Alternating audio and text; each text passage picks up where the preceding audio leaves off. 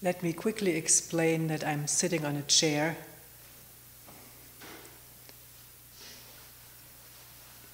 because I had a knee injury a while ago.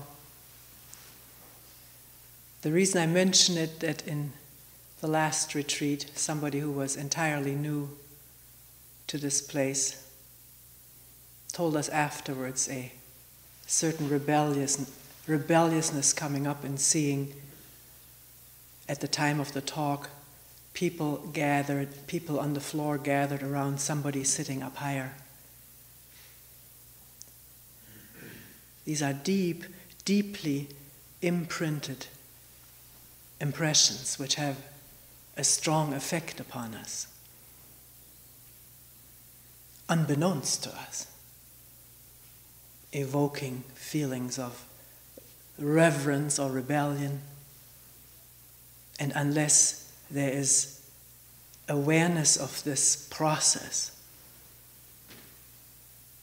it colors our perceptions, our listening, what we hear the person say, again unbeknownst to us.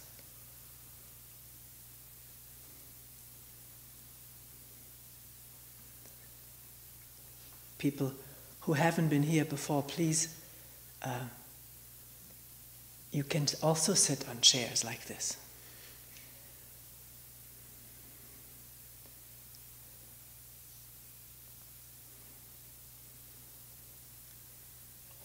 Last night, coming home from dinner with friends in Rochester, and during the morning there had been a workshop, I mentioned to Kyle that I hadn't the slightest idea what I was going to talk about today. And that's nothing new. It happens all the time for talks outside of retreats. I don't know what to talk about. And there's a certain discomfort with that. Brain scanning for what would be good to talk about, knowing that so many people who come to a talk like this have been here for so many times.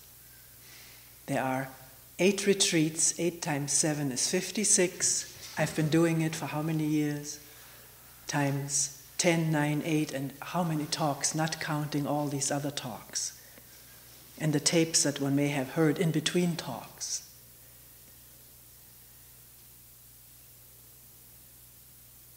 And yet there are people who coming here maybe from great distance, who haven't heard talks, and may be full of questions. Not just maybe, they are full of questions. It's happening right now. This morning in the kitchen, with 2 people who are here just for very brief or relatively brief time, just the questions bubbling over and us getting involved in an inquiry. So then reflecting, it seems crazy to think, what am I going to talk about in the abstract, and here are people who have questions that they could ask, and then I could talk about it. Something alive. That's the beauty of a retreat. A retreat is alive with questions. Questions brought up in meetings, questions brought up in talks, and this whole process of participating in the questioning. There's never any worry. What will I talk about? And my deepest sleep is the hour before the talk, after breakfast. The mind resting, and then being there fresh and rested to look at what questions have come up.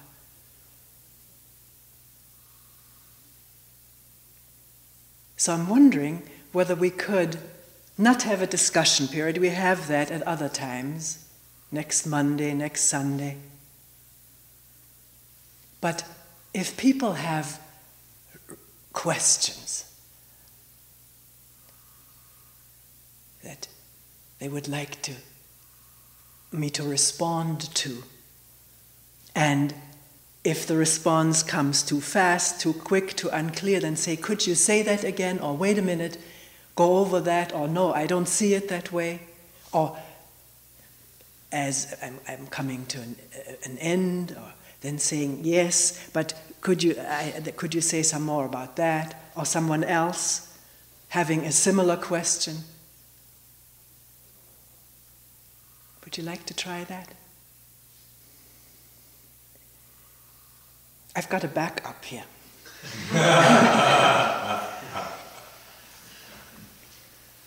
This morning we were not done with what we were talking about. And when we have meetings, usually the clock, either digital or analog, moves too fast. There's already the knock on the door, and we're not done yet. There's still so many more questions, or this question could be probed deeper. Sometimes we're done, but not always.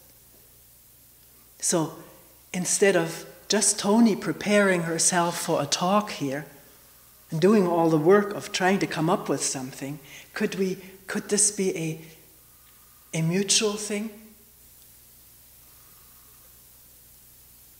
Where we look at something that is really moving you want to ask, you don't quite know how to put, and it doesn't matter at all. We can rephrase it and come up with a good question.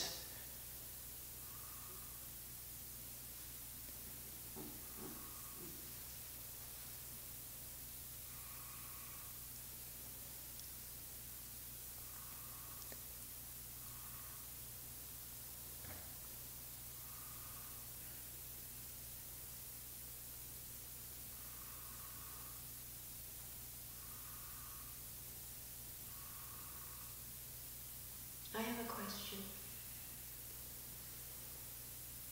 This is my first time here. I've come because I'm trying to come to terms with grief. Death is something that affects more than the person who dies. I'm trying to clear my mind and understand it from the point of view of a higher consciousness, but I still find it something that is very sort of physical and immediate. If you have any thoughts about that, I would appreciate hearing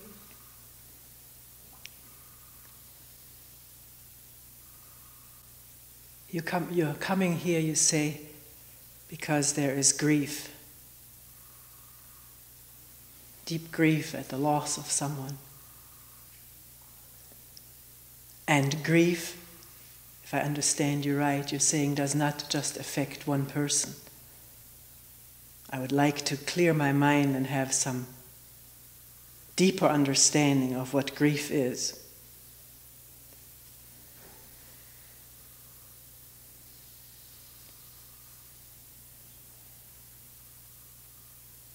You used the word higher consciousness. We'll leave that for the moment.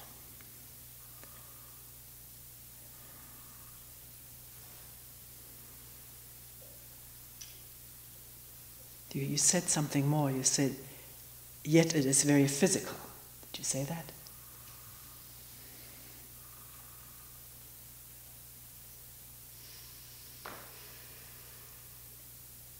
And is that what the problem is, the pain of it?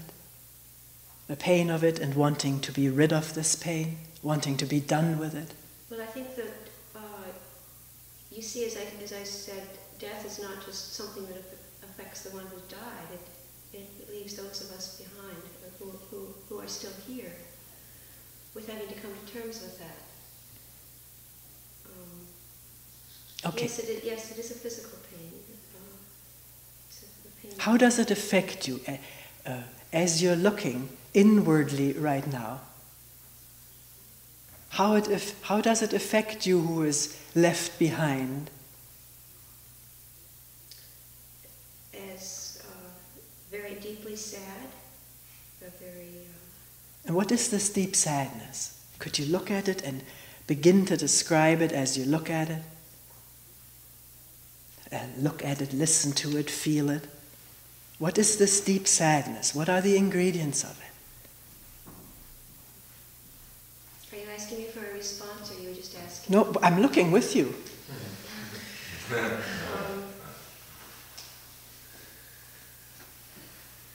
Well, with death goes sort of our connection friendship, love, intelligence, communication, connection. Wait a minute. These are thoughts you're expressing, abstract thoughts, but in looking at the sadness right now, is there sadness and grief right now? I would say that's the main ingredient. The main ingredient is the connection to the person one lost. We'll take one at a time. The connection to the person one lost, who has died. He or she is no longer here. What makes us feel this connection? How does it come up?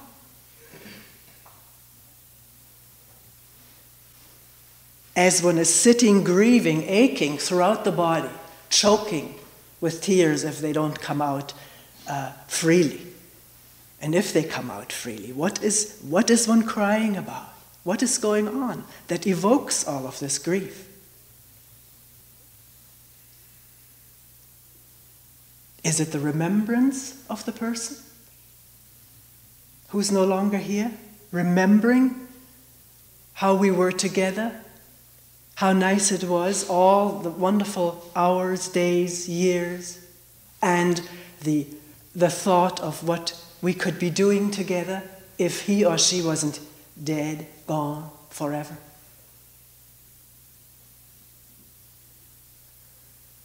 Is that what is a main ingredient? Remembering? Remembering the past and remembering the future, I would say, as well.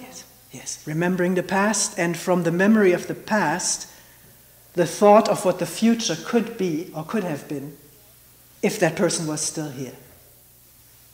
And while one may be remembering what was going on and projecting what could be going on if this person was still here, then the thought crisscrossing that memory, it's no longer possible.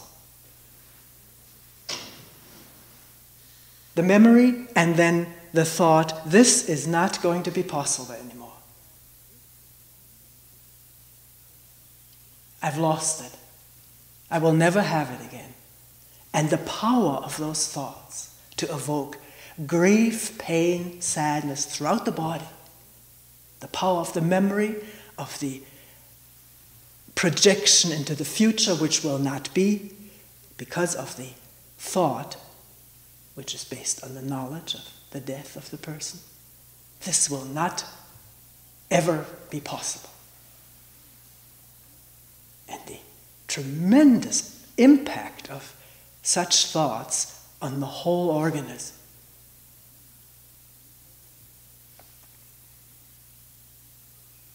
Tensing, crying, aching, no appetite, depression, low energy.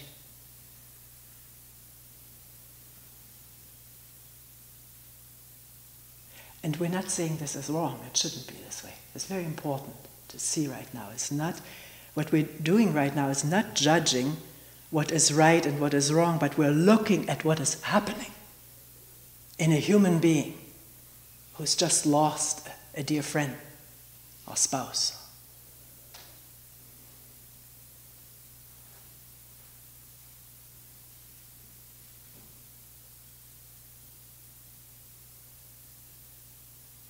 And as you said a little bit earlier, our grief, I may be putting it wrong and then please correct me. Our grief is not so much, or death, it doesn't just affect this person who's died, he's dead or she's dead, but it affects the people who are left behind. Is there another powerful thought? Poor me, self-pity, feeling sorry for oneself, feeling a victim, and with that thought, powerful feelings of being victimized, or being one's own audience in feeling sorry for oneself. Again, this is not said judgmentally. We all go through this.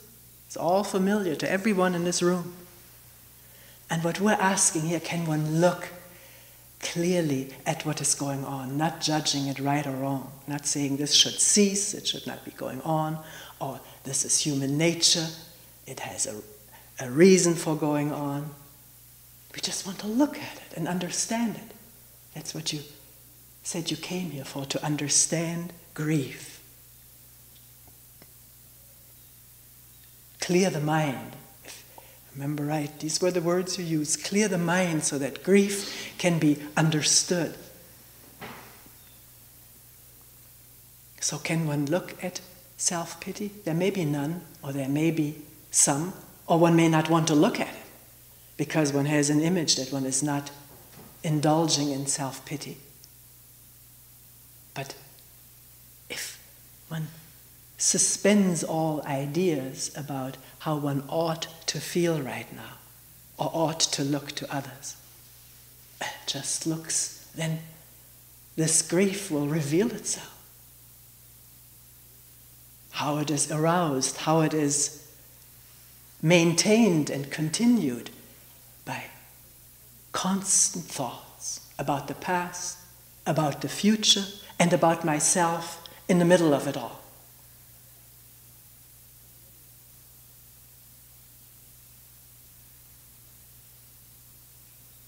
And not just thoughts, because every single thought that arises from memory is linked with the total physical organism, the nerves, the chemical impulses, the organs, the muscles,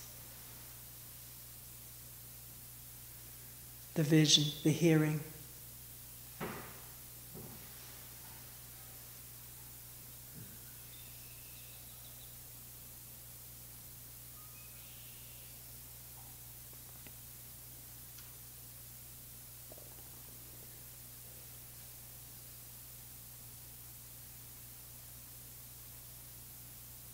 So is it possible in the midst of deep grief, the pain of it,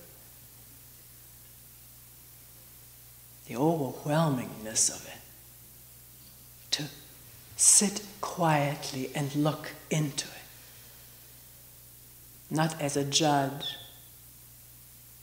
not as someone who wants to get rid of it, be done with it, or wallow in it,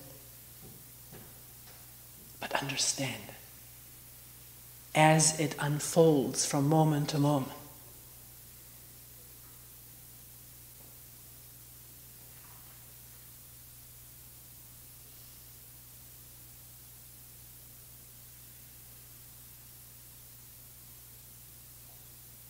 See, a death of a loved one, a dear friend,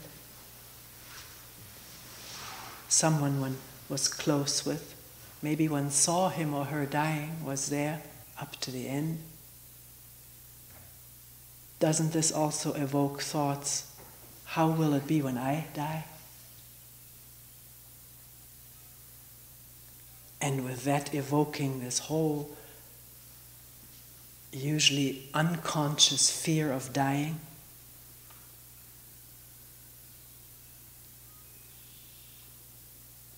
and when this fear of dying becomes more conscious in the presence of grief about somebody who has died,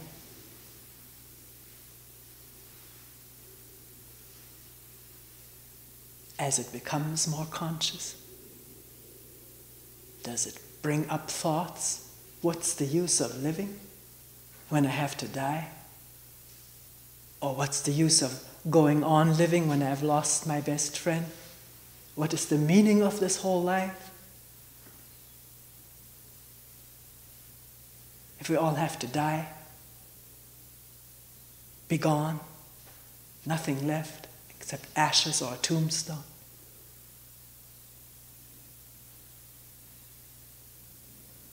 And with that thought, the desire for a higher meaning of life, maybe a higher state that when one is dead, one can evolve to or go to heaven, paradise, another life with more opportunities. Can one observe thought wanting to create something to cling to so it can see itself continuing as me and him and her? We're not saying this is wrong or fallacious, we're just looking at it. The fear of dying coming up, or not just the fear of dying, the starkness of the fact that we will all die. There's no way around it for anybody. It's the most certain thing, maybe the only certain thing there is for all of us, is that we will die. And one hasn't thought about this before. One has kept it out of the mind, repressed it, distracted oneself from it. And now here it is. It's there. He died and I will die. Why? Why should I die? Why did he die? The nonsensicalness of it. Wanting to find some meaning in all of this, or some continuity. The idea of ending is too distressful, too depressing. So, can one observe thought operating there? Must be something higher, a God, a heaven, paradise, happy hunting grounds, or future lives endlessly, so thought does not have to worry about ending. Can one observe all of that with the great power, the great energy it has at the time of loss, of death? Not judge it, see it, be in touch with it.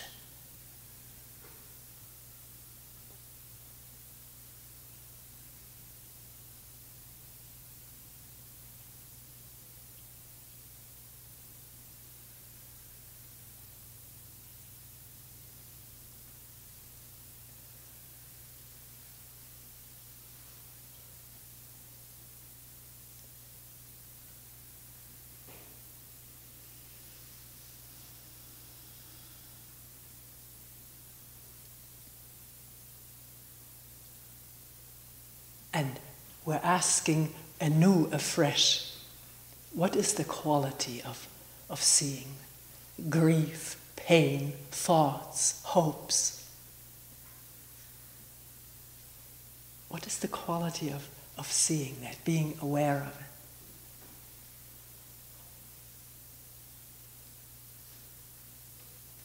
Maybe quality of seeing. What is going on in this seeing? Is it without any motive to be free of what it is that is looked at? Drop the word quality. What is this awareness that we're talking about? Is it with motive to use it to be free of pain, free of hopelessness? Then it's not complete awareness. Then it is just thinking about what we're thinking about what we're feeling, and wanting to change it, which is another thought. But the awareness we're talking about here is not thinking. It has no motive. It has no movement of wanting something to be or not to be.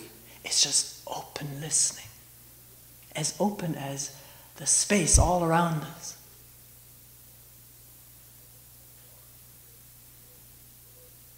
The sky and the valley.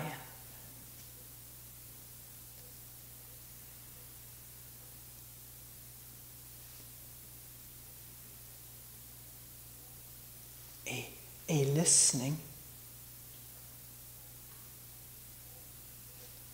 which does not exclude the dog barking.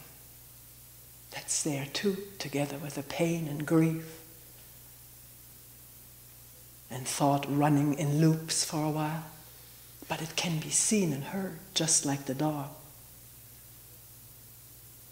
The breathing that's going on, cool air here from the window.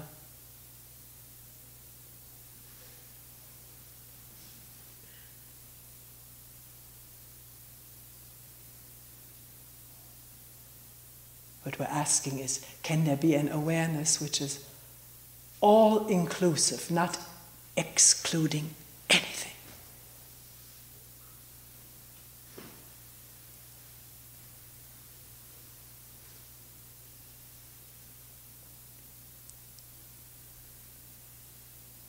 And beginning with what's nearest, the pain, the tension, the grief, the thoughts,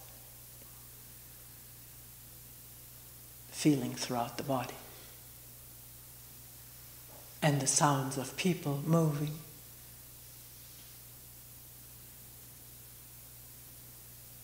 Clouds, the darkness, the cool air, the dog. And not making anything out of anything more than what it is. And what is it? If one doesn't attach to it or push it away.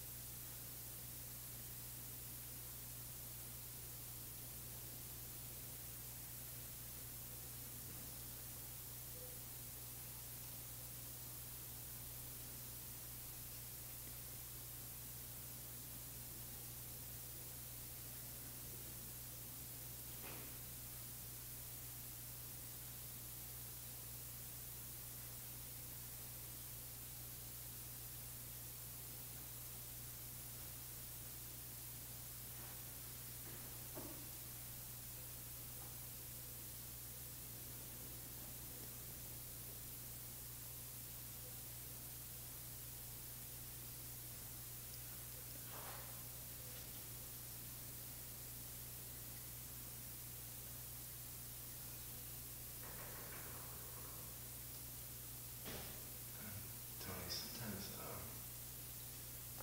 fears come up, and it's maybe fear of something happening in the future. And at the time, it's like hard to really look at, because then the fear comes up and then some bodily, some kind of reaction to it. And then after that reaction, more fear come up.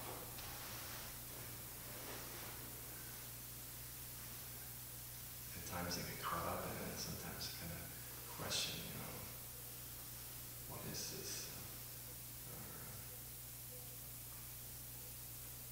Where does this fear come from? At that time I do that, it seems like the questioning kind of, the fear or whatever loses some of its strength. But when I remember to question it, but sometimes I get so involved in it, I forget, don't remember to question it, just get all involved into it. In what? What are you getting involved in? Look at it.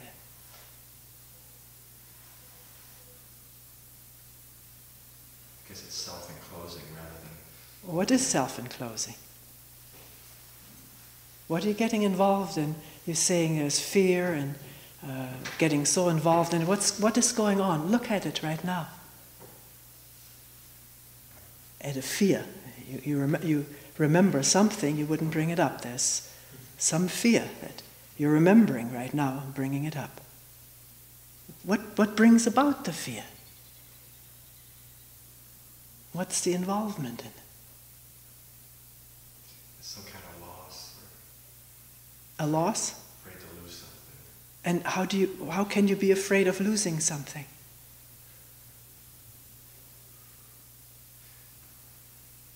Memory of losses before that maybe haven't been dealt with.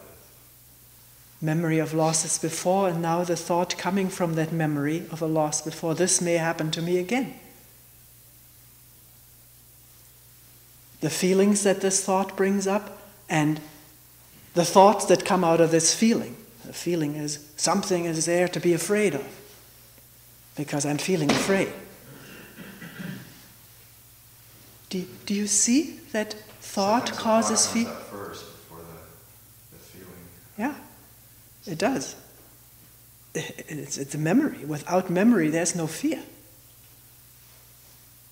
Seeing something dangerous, we act. There's instant action, which somebody may label fear. I wouldn't label it fear. It's the action of seeing danger and responding intelligently. The deer do. When see a human being come too close, they run. And then the interpretation is that the deer are afraid. I'm not sure deer are afraid. They just see and run when someone comes too close.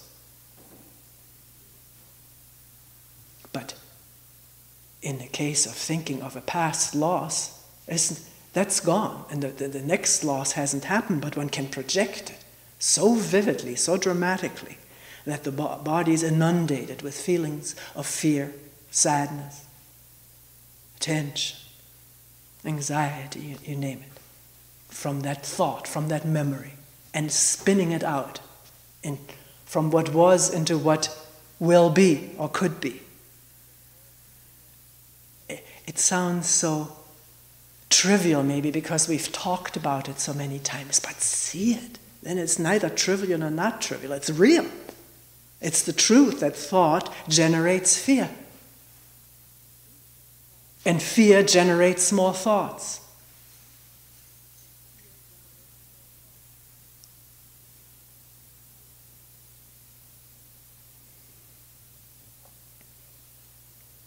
Among them, the thought, what can I do about this fear to get rid of it? Which is scanning for methods. Entertainment or distraction or a meditation method to not have to feel this horror or discomfort.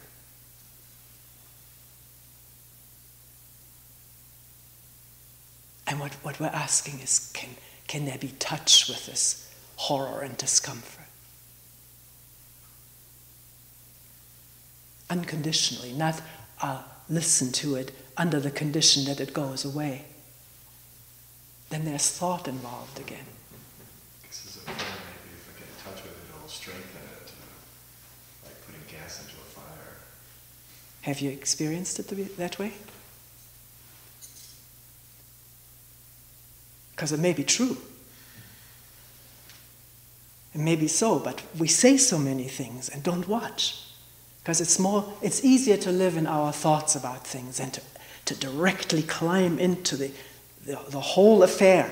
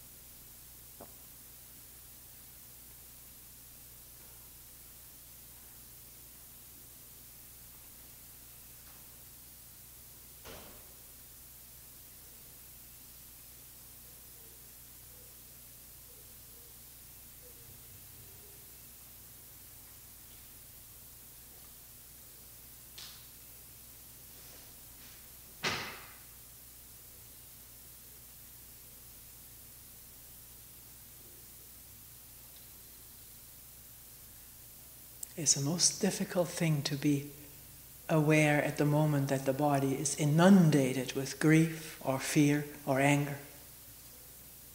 Every cell or fiber of the body vibrating with that, inundated with it. We're not saying it's impossible, but maybe the most difficult thing. And yet, we do, all of us here, and other people who are not here, at times seek out a quiet spot to be still with what is there. And at such a time, can that anger or that grief or the fear be evoked when it is not completely active? It's a memory now, but it can be looked at. Because the memory can evoke the anger, the grief, the fear. Not just it can, it does. And at a moment where one is not in the acute battle line, firing line of somebody. We talked this morning about anger, somebody hurting one or somebody expressing anger. In the quietness of listening and looking.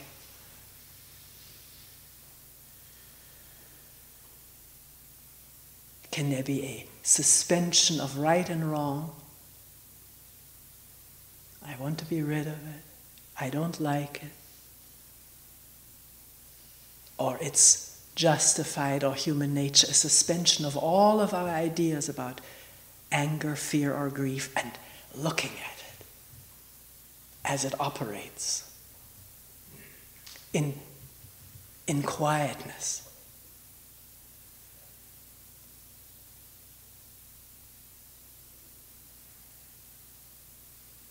I have a question about that. In one's everyday situation, there's often not the possibility to sit down quietly and look at it. And, for example, in a work situation or whatever, one has, or I have, somehow to suppress it or to control it. And I think... Are you talking of anger right now, or fear, or any emotion? Grief, for example. Grief? Or Any emotion? Any really big emotion. Yeah. Sometimes in one's everyday life, I feel it has to be controlled somehow, and I often feel the lack of the ability of controlling it, because I'm not always able to look at it and deal with it. And it can create really difficulties just in everyday life. It does. It does. And controlling it also does, because there may be control now in the moment that one doesn't have to control, then the explosion happens, maybe in the presence of somebody who's not so dangerous. Can't it just, I have the experience that sometimes it just goes away. With the control. After a while. It's suppressed first and then it passes. What is the mechanism of suppression?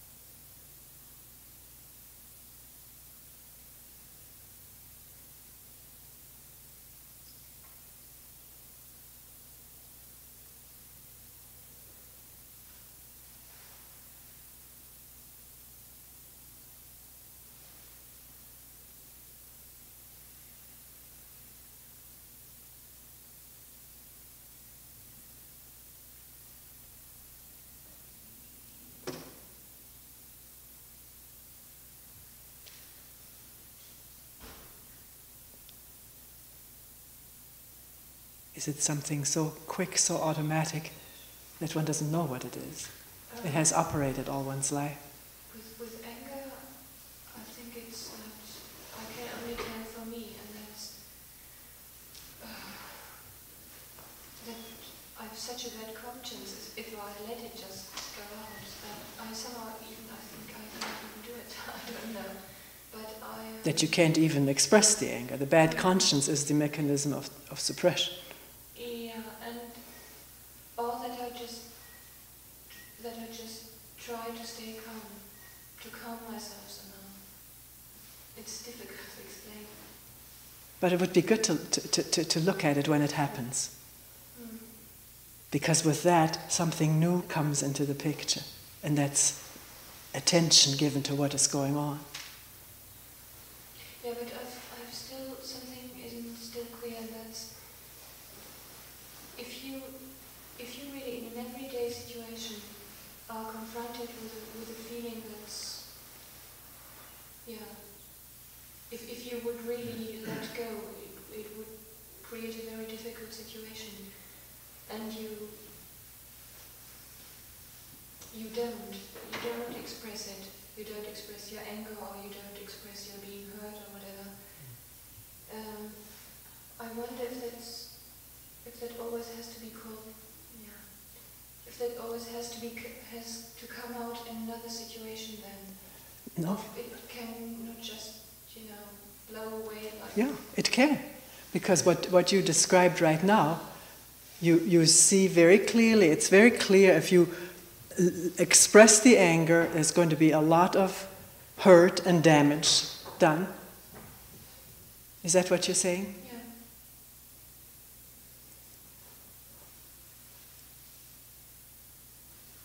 What's the nature of this hurt and damage that's done by anger? Yeah, I was just thinking. Did you hear what he said? Yeah. What's the nature of What is the? We agreed that one sees that in expressing the anger, a lot of hurt and damage will be done. And one sees it, one knows that from past experience. A person got angry at me, there was retaliation going back. But John asked, what is the nature of this hurt and damage that will be done? That one knows so well will happen. What is the nature of this damage, this destructiveness we talked about in the kitchen?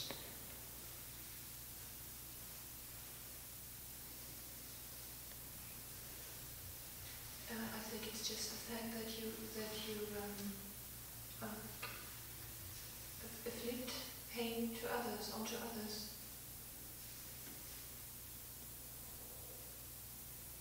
And you're afraid of doing that? Yeah. For fear that it will come back to you, that these people won't like you? No. No,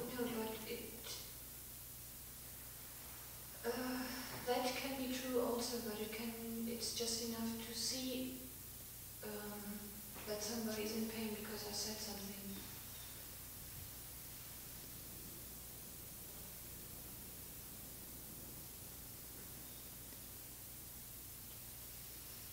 And I'm not going to cause pain to someone else. Not because I'm worried that they will not like me, but I don't want to cause pain to anyone.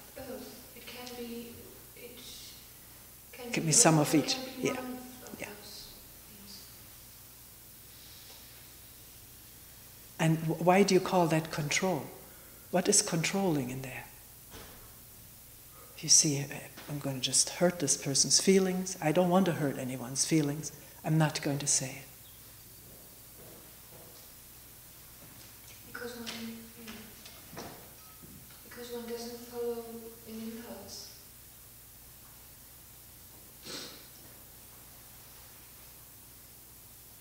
And you call that control, not following the impulse?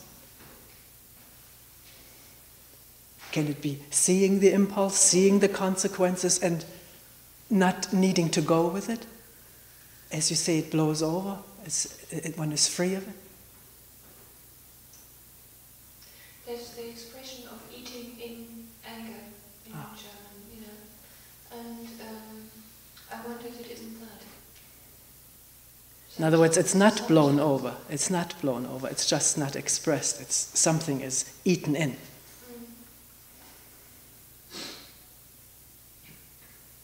What is that?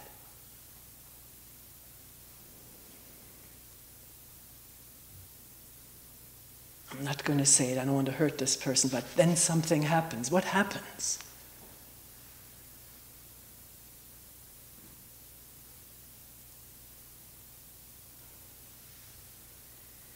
Isn't there thought involved? I should have really told them, or how can they do this to me? And they've always done it to me.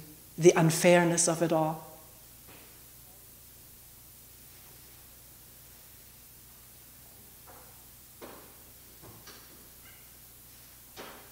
Feeling victimized again. Oh, the discomfort. I should really say something to them. It really, something has to be clarified here. There is something going on that is not fair, that is not just, that should be clarified. But I can't say it because I would hurt the people's feelings.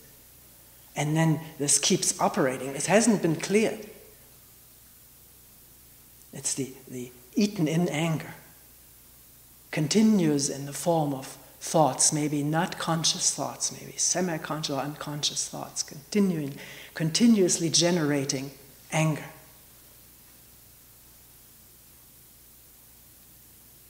Which is not allowed to be felt because it's too dangerous to express it.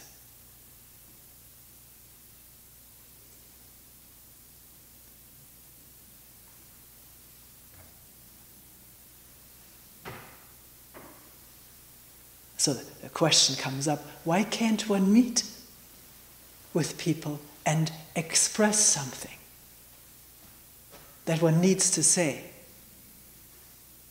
and see how it comes out? Give some attention to it. We're talking about it in the kitchen. One may need to say something, and because one already expects a wall of resistance on the part of the person that one wants to say this to, because there's always been a wall of resistance in people that one wanted to say something to. They wouldn't listen, or they would attack back. And sensing this wall of resistance, a tremendous energy comes up to express something. Passion and intensity.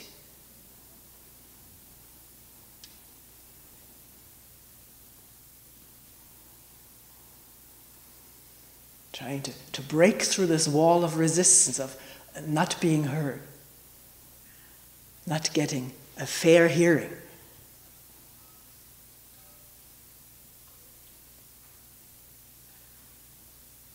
But it's not necessarily anger, it's just what's been described. Feeling very emphatic about something, wanting to say something with great strength and energy.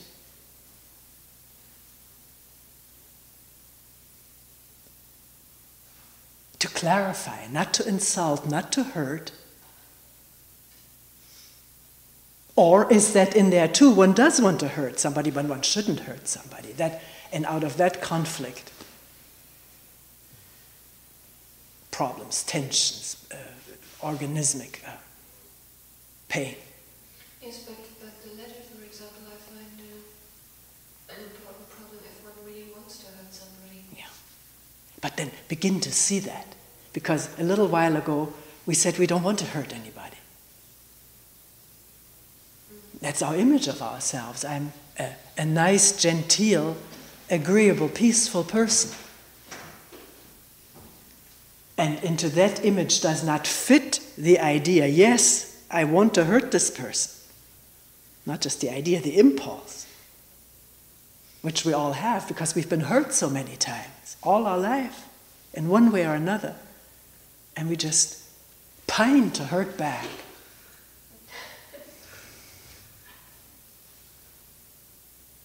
So in looking at this, examining it, can the image go so one can be clear about all these impulses in oneself?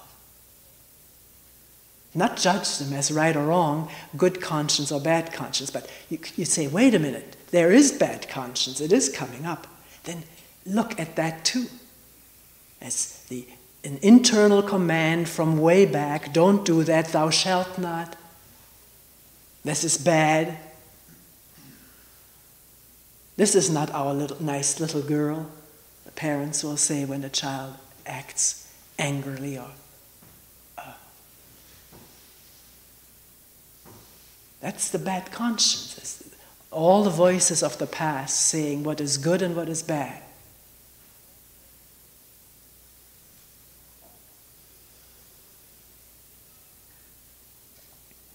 See, in talking about it right now, don't assume that next time anger comes up, there will be total oblivion.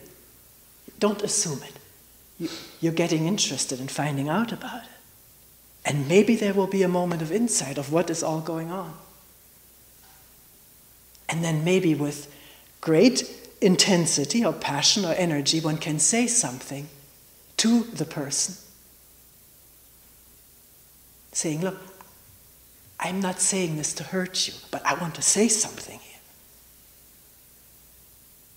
And I'm also interested to hear what you have to say. But this is how it is with me right now, and explain it. Put it into words. You say, well, that's not possible.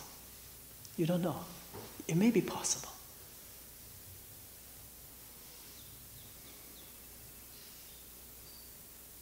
But do you really think that it's possible to not to control? To what? Not to control. Not to control. Is the only freedom is not to control, but to see what's going on. That has its own intelligent action.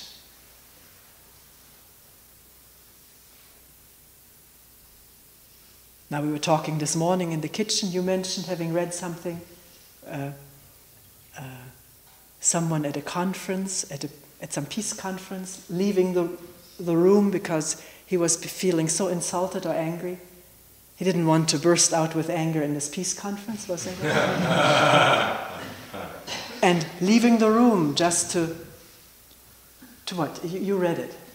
This is a story of Thich Nhat Hanh, who was presenting at a piece where he was presenting the Vietnamese people's plight to this conference, and he was faced with this very hostile crowd, and in trying to, who said something about, why don't you go on back there and help your own people and stop messing with us, that kind of attitude, and rather than to burst out of anger, which he would have liked to have done, he started breathing very long and slow, gave a more peaceful answer, and had to leave because he had breathed too long and too slow and had sort of lost his breath, and the author of this little piece found him in the alley gasping for breath.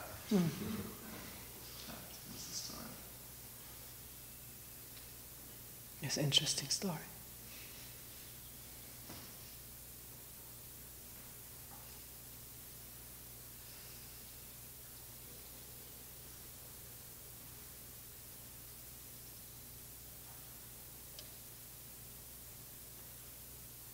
There's a colleague that I work with, and for years has been kind of a little burn in my fingernail, basically because this person enjoys a lot of mental games with people in the form of humiliation. And I've been through many lessons with this man about my own responses, and I find it easiest to avoid the confrontations by bowing out, so to speak, simply because it takes too much energy from my positiveness, and from my own positiveness, and the own repercussions that I had after one of these incidences. So perhaps there could be a time when one says, enough is enough, and whatever I may say, to either say my point of view or to try to, another problem is trying to change the person. I choose instead to take care of it in my own way by walking away from it and trying to deal with the aspect of it eating away. That's been something else that has come up. Because one doesn't walk away without anger. Is that what you're saying? Right. Yeah. But there are ways of coping with that. And What are the ways? I have found that helpful. And what are the ways of coping with it? Walking away when realizes I can't talk to this person. It doesn't. I get all entangled, or it doesn't work. I can't say anything. It'll be a tremendous confrontation. Sometimes the comments that I may make are in some way used as fuel for future confrontations, and it's really quite refreshing to know that if I don't get involved and choose to leave the room, there are so many other aspects of things around me to concentrate on, to do, and that are so beautiful that this person or this scheme, in the long run of things, just doesn't seem worth it. And it's a great refreshing sense of, I don't need to do this. And does it leave no trace? The traces come in memories, and they come in expectations and anticipations of the next one. Will he do it again? Of course. Or, well, these thoughts come up, but is there also a residue of, I really should give it to him? If I only could, and maybe sometime somebody will be in this office who will, and then I'll rejoice in that. Well, it's actually kind of a sad rejoicing when it happens, because this is only part of the game. And my own repercussions, my own amazing and scintillating comebacks are just part of the gas. When I first realized that, that's when I started to use a different strategy. If that's the only way that my intelligence is going to be recognized by this person, I'd rather not be considered intelligent by him. I'm just wondering if there has to be any strategy. When you say using another strategy, that word, sort of, what do you mean by that?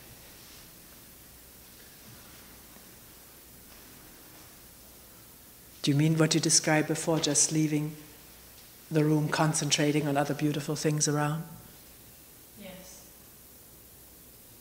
But what about this unfinished business inside, the smoldering anger? Why can't there be touch with that?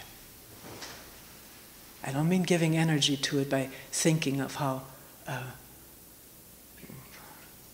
unfair this is and it shouldn't happen. If these thoughts come up, to see how that is fueling the anger.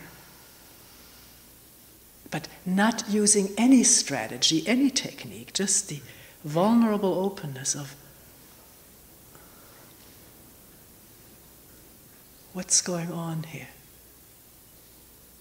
without a self-center to protect. Because I think this is where we get hooked every time. The protection of me, what I am, what I stand for, how I want to be treated and looked at. Actually, that's true with regard to whether it's death or fear or anger, right? All of this hinges on our protection of me. And where do these hook into the me? These occurrences, the anger confrontation, the grief, the loss, the fear. Where does this all hook into the deep-seated feeling and idea and attachment to me?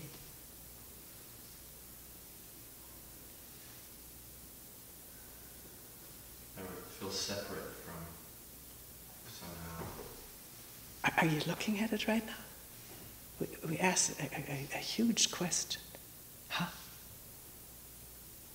We feel separated. By what? How? What's the mechanism of feeling separated? Come on, look at it.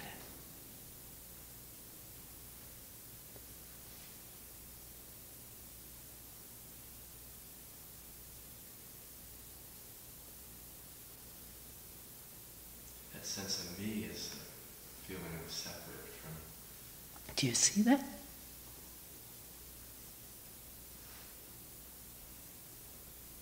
The thought, the idea, the feeling, the remembrance of me, the anticipation of me tomorrow with him or without him.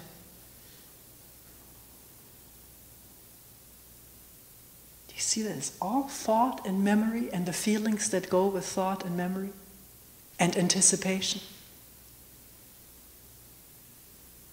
Can one pause to look at that?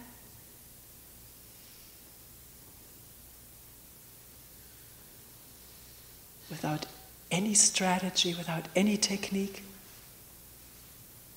Because it's there.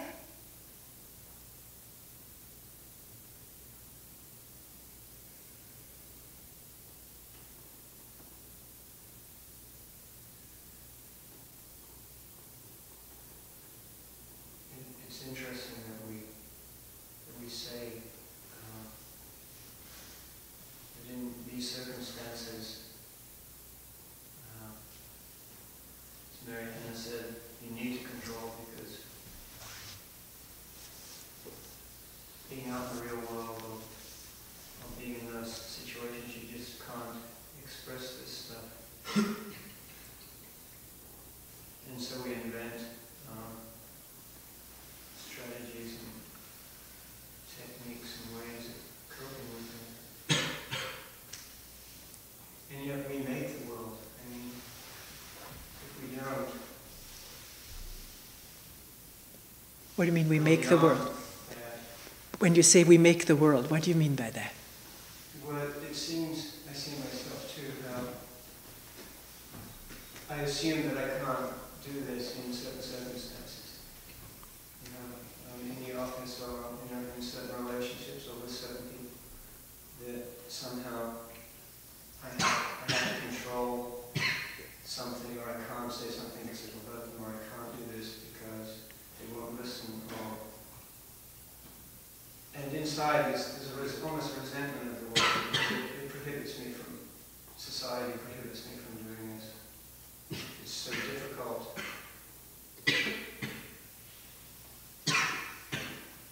I hear when people come here, they say it's so difficult in my job, you know. And yet, in a sense, it can be no different here in a relationship that's going on here where there may be tension. It's still difficult. To meet. Yes. To meet unconditionally, no matter how we feel right now. Yeah.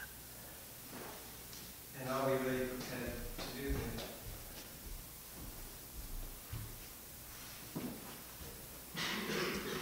Because nothing will change if we don't. No.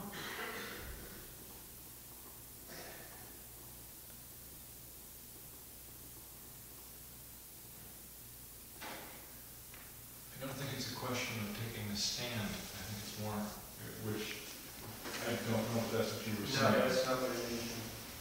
But I sort of, because that'd be another strategy. I think it's more a question of understanding what you're up to the point where you can just let it go. You can let it go. But who lets it go? I don't think anyone lets it go. That's a matter of speaking. It's just not there. It is no longer repressed, covered. There's nothing.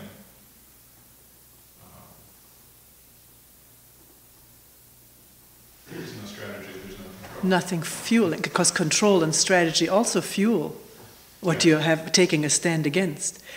That's something to discover. If there's no more fuel, any thought, emotion, feeling withers away.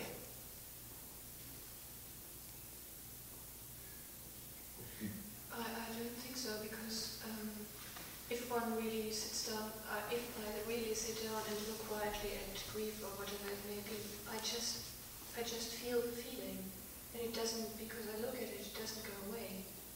And I don't have to control it either, but it's still there. I don't have to think about it, or I don't even have to.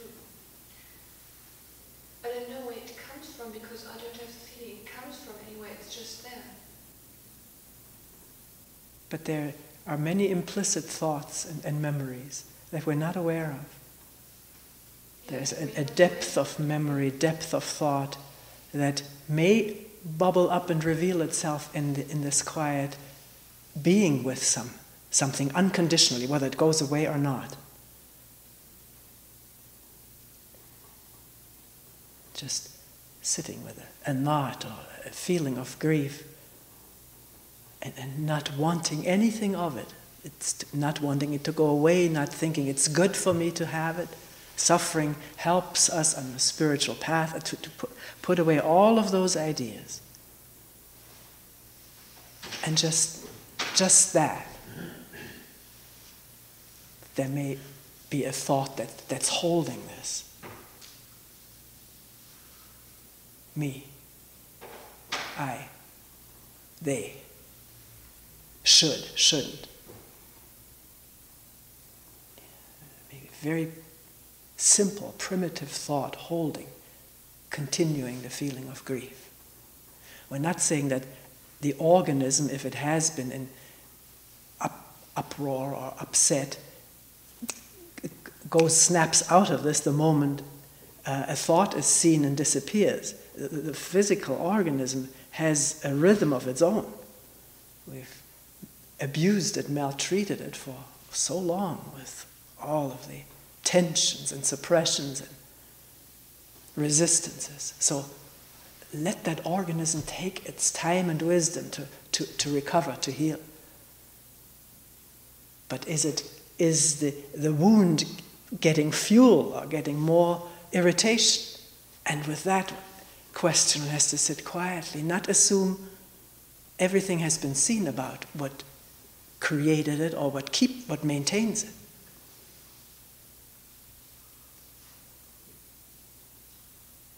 One doesn't know. One doesn't know.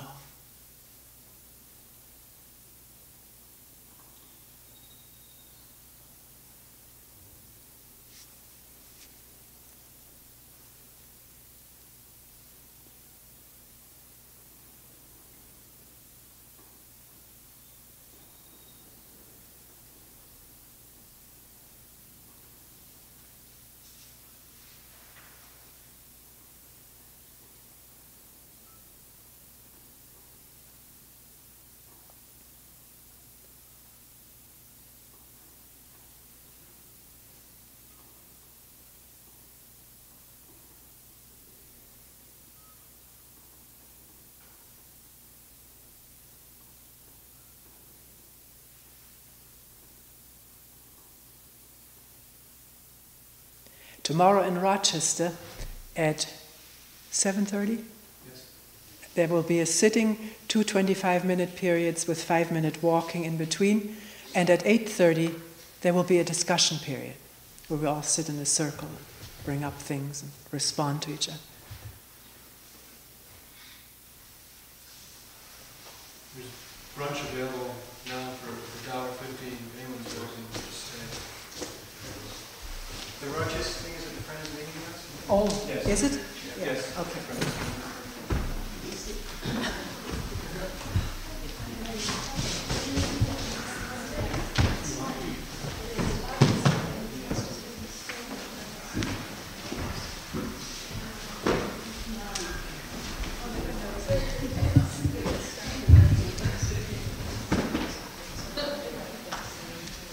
Hi, nice to see you.